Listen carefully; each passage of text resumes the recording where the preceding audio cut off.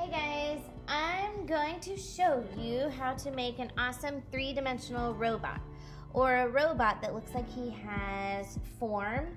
So all we do is we make the robot first out of regular shapes, geometric shapes, and then we add these black shadows, and it really makes the robot look like he's three-dimensional, that he has some type of form to him, that he's not a flat robot. So let's get started, and your robot's gonna look however you want him to be. I'm gonna show you how to make these legs and things that look like they're bending, and these little chomper hands, and maybe wheels for his feet. But honestly, whatever shapes you want to make, those are perfect for your robot. So let's start with a Sharpie, and I'm gonna turn my page tall ways so that I can have a nice tall robot, okay? Now, whatever shape you decide to make his head, whether it be like a dome shape or a circle or a square, just go for it. Could be a heart, could be a cone or a triangle. I'm gonna do the dome shape head. So I'm just gonna start, so I kind of envision where I'm gonna put it. So head's gonna go somewhere right here, body's gonna go somewhere right here, legs, and then arms up there. So I'm just gonna use maybe a half of a circle or a semicircle. And then I can give him the bottom of his head. And then let's give him a neck. So I'm just gonna do 2 lines. And then for his body, I'm gonna do a rectangle. Now watch this. I'm gonna do a rectangle, and it can be kind of sideways, doesn't have to be perfectly straight up and down. But if I take that rectangle and I add a line behind the neck, watch this. I pick up my marker and then go to the other side of the neck and connect it to that rectangle. It just adds a little bit more form to your shape. And then for his legs, if you want to, you can give him like some hips. I'm just gonna do like a half circle, again a semicircle maybe down here for where his hips go. And then for his legs, we're gonna do the same sort of thing we did for the neck, but it's gonna be just longer. And I'm gonna come out from these hips area. So I'm gonna make a really big bend so that he has nice wiggly long legs. Now I don't just leave it as one line, but I'm gonna do a double line. So I'm just gonna go back where I came from and make a nice double line there. And it's okay if it's a little skinny there, it's a little fat there, no big deal. And then leave his feet there. Then his other leg, you can make it go out that way, but kind of funny, or you can make it go that way and make it look a little weird, or you can even make it go down. It's really up to you how you want your legs to go. I'm just gonna put it there. Okay, and that leg looks like it's a little bit longer than that leg, but no big deal. This is my robot. Maybe he has stretchy legs. You know, go gadget legs. Okay, and then his arms, I'm gonna make him waving up in the sky. So I'm just gonna do one that goes way up here. And again, I just doubled up that line. And maybe this one I could go up, I can go down, I can go out to the side. It really depends on how much space you have left on your page. I don't have too much to go out to the side. I could make it go around and down, or I could make it go up. I'm gonna make it go up. I get to decide. It's my robot. Okay, now for his hands, let's give him those claw gripper hands so he can actually do things as a robot. So all you do is you make that smile or that rainbow shape or that U shape, and then you do a second U inside, and it's gonna be smaller, just like that. And then all I have to do is connect here and connect there. And now he's got his little chomper hands.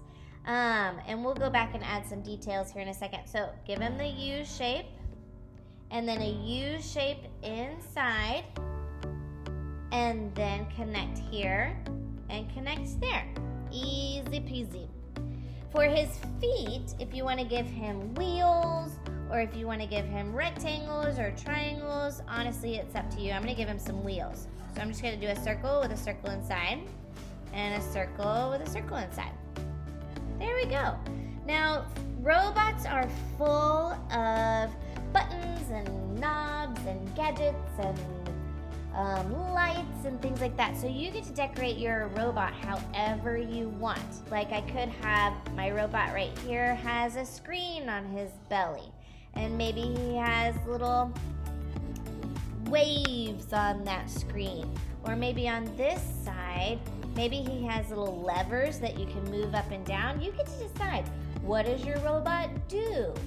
What does he need on him? You tell the art what you want. So I want to give him little levers that can move up and down. Because this is mine, I get to decide. And then maybe I have buttons or knobs here. So I'm just doing simple shapes. Circles, triangles, rectangles, ovals, semicircles. These are all just simple shapes, and I'm gonna give him some little knobs that we can turn. And I just did a circle inside and then a little line. Circle inside and a little line. The more details you add, the more robot-esque or robot-ish he will be. Maybe some lights here that I can color in. And since I'm working in Sharpie, I'm gonna add color with watercolors. If you use Sharpie, you can use watercolor on top of it and it won't bleed. If you're using washable markers like Crayola, they will bleed if you add water to them. So I suggest something permanent if you want to watercolor on top. Now I could totally go back and, add some more details here. I can make that just a double box. Why not? Or I could color that in. You get to decide. For his legs, arms, and neck, I'm gonna do these little bitty curved lines that make it look like he's got those like extender tube type arms. So watch this. So I'm just gonna take a curved line and I'm gonna do it over and over again on his arm all the way up, and it's gonna change directions. Now it looks like he has like that tubular arm. So I'm gonna do the same thing here and go in the same direction. If I curved up and out this way, curve up and out this way. It'll just make things make more sense if you're consistent. And then for the neck, I'm gonna curve down for this one. You can do that. And then for the legs, let's do the same thing. I'm gonna curve down and make these curved lines all the way down. And then over here. Now his face, I'm gonna again use very simple shapes. My robot's made of lights, and maybe he has a speaker box. So maybe his mouth is a long skinny rectangle. Maybe he has little teeth. Maybe he has rectangle eyes. And then I did a line in the center. However you want him to look. If he has a little antenna, let's do it. I'm gonna do a triangle and then a circle up top, and there's his little antenna. And if things get messed up, no big deal. You are using a Sharpie, just use it. Maybe make it a thicker line, or color it in if things get a little sketchy. No big deal. Just believe in yourself and keep moving forward. So for the chomper hands, I'm gonna put a little dot right there and maybe a line so it looks like he's got those metal pieces that hinge there. Why not? Let's see, I could color in his wheels. So in order to make our robot look like he's three-dimensional, we have to add a shadow side to him. I'm gonna add a shadow side with a chalk pastel or an oil pastel. So here's the two examples. So this one I did with chalk pastel. And if you notice, I just did it on one side of each part of my robot. I didn't do it on both sides, only one side. So I have to decide. I'm gonna put my shadow side on the left side of everything. On the back, I did this one with oil pastel. It's really up to you what you do and what you use. So let's pretend, actually, let's go ahead and paint our robot, and we can add the pastel once it's dry.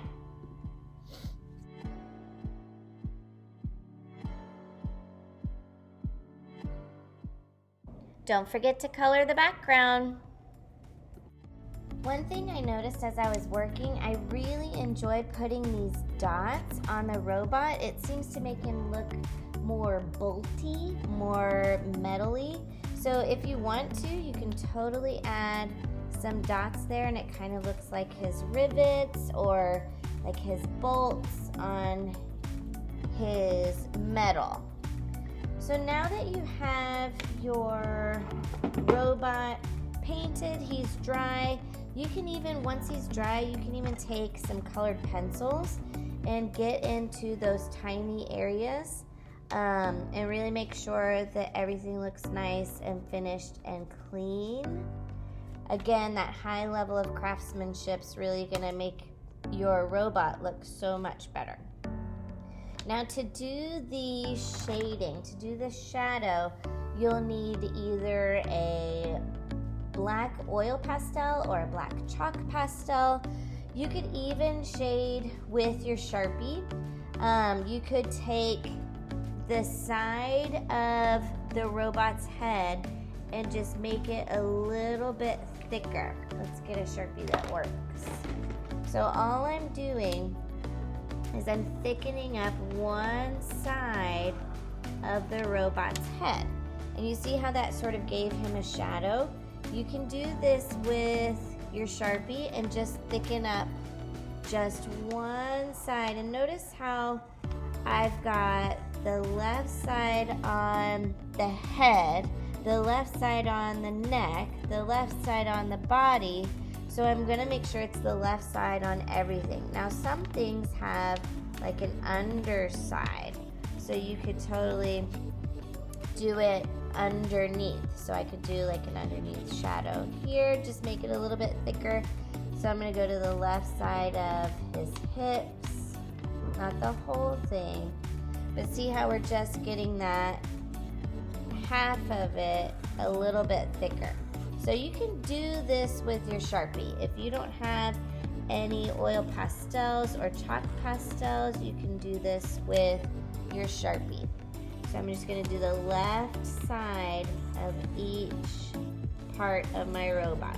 Now when I get to the little antenna, same thing, every little piece. When I get to the claw hands, you can do the left side over here, but then you need to do the left side of the inside. So that gets kind of confusing. So actually it's the right side of the inside. So left side of the outside, and then right side of the inside. And there you have it. So I'm gonna show you how to do it with chalk pastels and oil pastels. So with an oil pastel, you do the same thing, same side, and I'm just gonna darken it up, and you may not be able to see much, but then I'm gonna carefully smudge it with just my pinky. And notice I'm going in the direction of my line, okay? I'm not spreading it sideways, because if I spread it sideways, then it's going to go sideways, and I don't want my shadow to go sideways. So I'm just gonna do a little bit more with my oil pastel, and then I can show you my chalk pastel. It's okay if it smudges outside of it a little bit, but you want it to go in the direction of the line. Make sense? Okay. I'm just gonna add a little bit there. And let it get a little smudgy, because the shadow looks pretty cool. And then, but go in the direction of the line that you're drawing. You don't go sideways when your line is up and down. So very similar to the oil pastel is the chalk pastel, but this one's really chalky. and really dusty, but same thing. I'm gonna draw on just that one side. Take one finger, smear in the direction that you've drawn. And you're gonna have all this little dust, and you just sort of tap it out, and then you keep going. So chalk pastel I'm gonna do on here. Take your one finger, go in the direction. And it's kind of smearing onto the arm too, which gives it that round look. And then I'm just gonna go over here. Oh. Just go over here, do the same thing, but go in that curved direction. I can even smear it in extra places because it's on my finger. And there you go. There's your three-dimensional robot. Have fun making all the art. Bye, guys.